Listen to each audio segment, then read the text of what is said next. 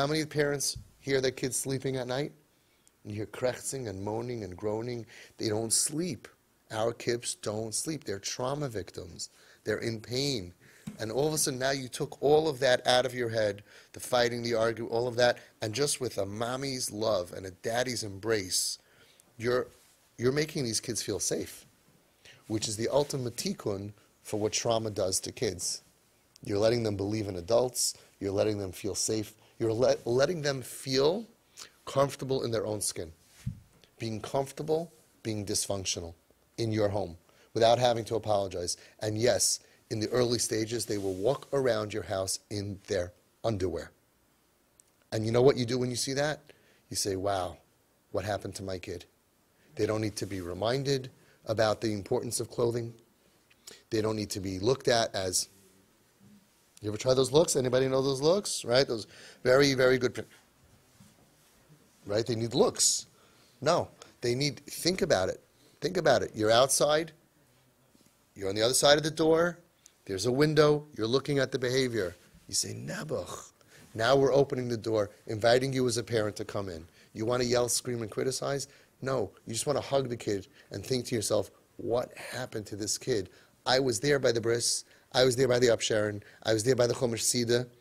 And I was there 7, 8, 9, 10. Nicest kid, smart kid. There's no chasar in Yediyah, no chasar in Havana.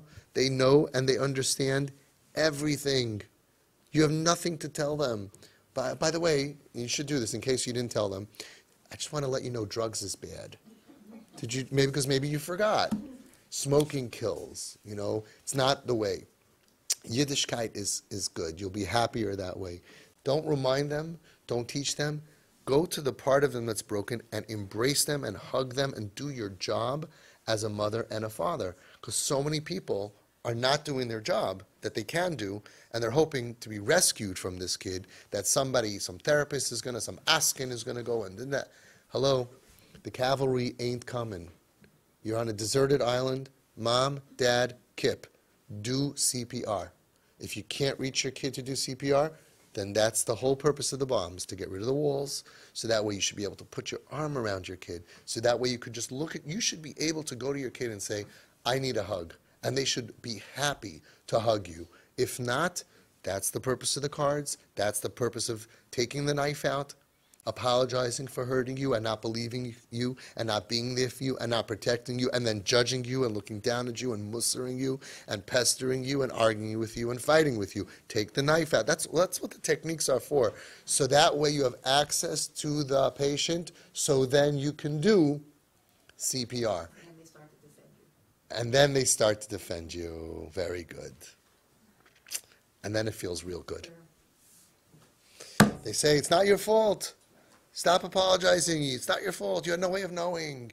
You didn't know that when I said I don't want to go to camp or I don't want to go on the bus, I was being bullied or I was being molested. Don't worry about it. Once you take out the knife, they get healthier. They say, no, it's okay. And you cry with tears in your eyes. Where was I? I was so busy with this and that, and I wasn't there for you. Ma, don't worry. It's fine.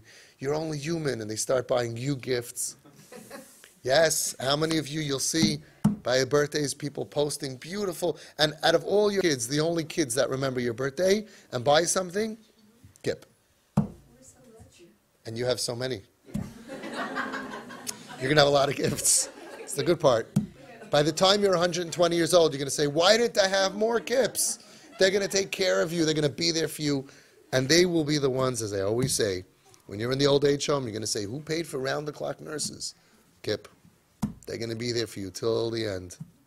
More than any other kid. They're very getrai. They're very loyal. They're very loving. And they'll always know, when I went through my hard times, you didn't drop me. They'll always appreciate it till the day they die.